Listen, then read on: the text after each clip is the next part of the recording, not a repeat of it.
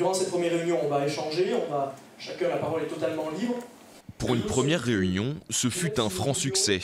Une centaine de personnes, élus, syndicats ou parents d'élèves, ont répondu à l'appel d'Aurélien Pradier, député du Lot, à l'occasion des premiers états généraux de l'école rurale. Alors que 12 postes d'enseignants vont être supprimés et que les effectifs d'élèves ne cessent de diminuer dans les zones rurales, les élus de la région passent outre leur clivage politique pour travailler ensemble et trouver des solutions. On est dans un même bateau, le bateau de la ruralité.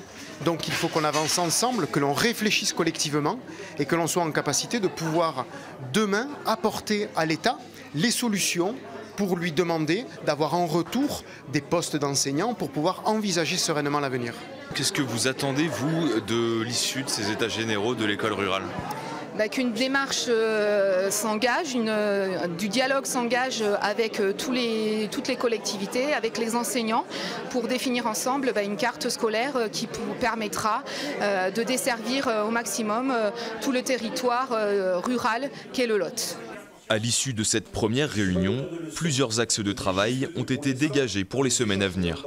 Il y a une volonté, c'est d'arrêter de gérer l'urgence, de gérer différemment que seulement avec une logique comptable et de pouvoir dresser une perspective pour plusieurs années. Ça, c'est la première leçon.